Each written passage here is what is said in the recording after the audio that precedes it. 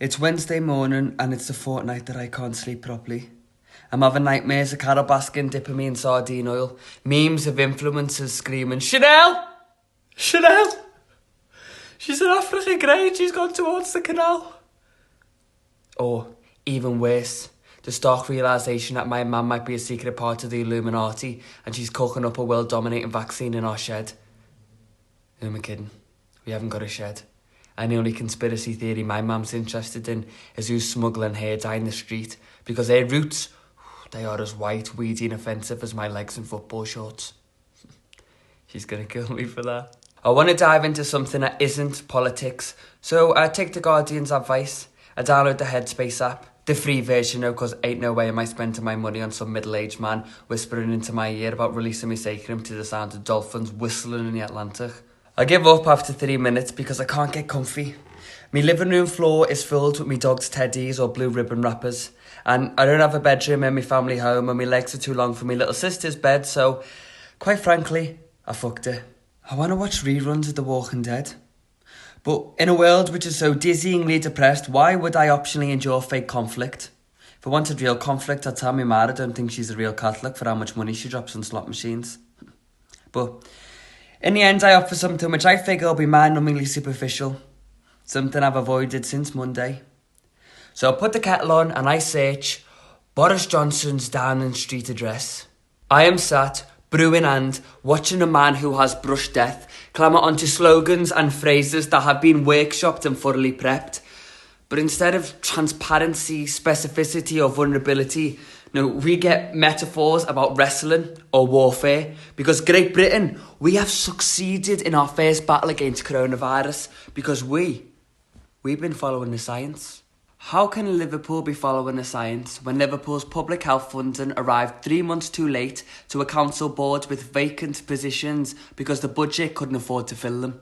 Leaving my hometown as one of the worst hit places from COVID-19 in terms of infection and death, as our main hospital trust reports nearly 10% more deaths than a national average. How can our nation follow the science when we have acted on none of the points from Operation Cygnus, an operation that 4 years ago told us we are woefully unprepared in terms of infrastructure and key resources such as PPE and ventilators? How can we follow the science when our government scientific advisory board, SAGE, has no molecular virologists, immunologists, nurse leaders or intensive care experts? How can we follow the science openly and transparently when 13 out of the 23 identified board members are paid government employees, including Dominic Cummings, a man whose head is so big because he has to remember the names of all the people who've propped him up in his career as he swans around the halls of power unelected? How can Boris Johnson stand at electing and ask for our trust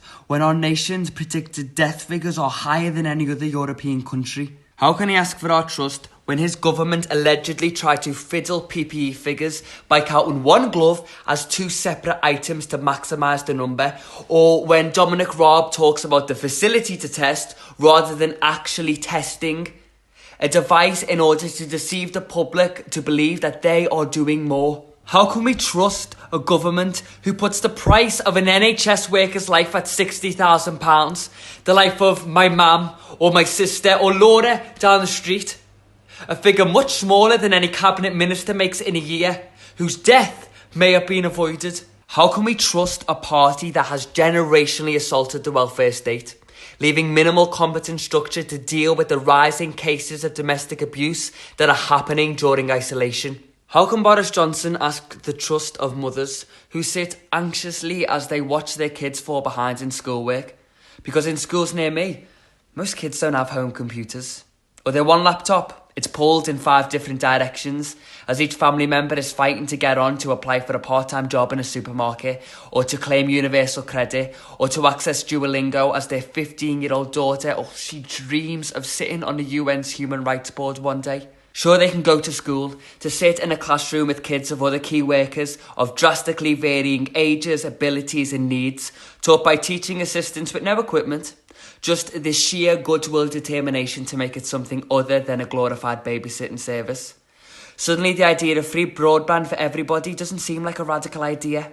but a much needed gap in the education of middle and working class kids. If these colossal failures in policy and action were to happen anywhere outside of the political sphere, there will be moral outrage, people will be fired, there will be public, maybe even criminal inquiries pursued, and rightfully so. We are wrestling with a government who cares more about its political image than the very real images of nurses wearing bin liners as aprons or swimming goggles as visors in one of the most developed countries in the world. Today, Laura will sit a few doors down and she'll watch as government ministers try to defend their actions on morning television. Her mental health, it's depleting. So she'll turn off the TV, she'll kiss her son Noah goodbye, and she'll put on her blue NHS scrubs and she'll try and place her mind elsewhere. But we shouldn't. We should remember, Laura, every single time we set foot in an election booth, every time we join a picket line or every time we sign a petition, and then maybe, just maybe when we become engaged, this government will remember that they work for us. Now, more than ever, we need real independent media that isn't afraid to challenge the government. The Canary, they have been amplifying voices outside of the London bubble for the past 5 years. But they need our help to keep them going. Join the Canary today to help build a real left-wing media that reaches millions of people around the country. Thank you.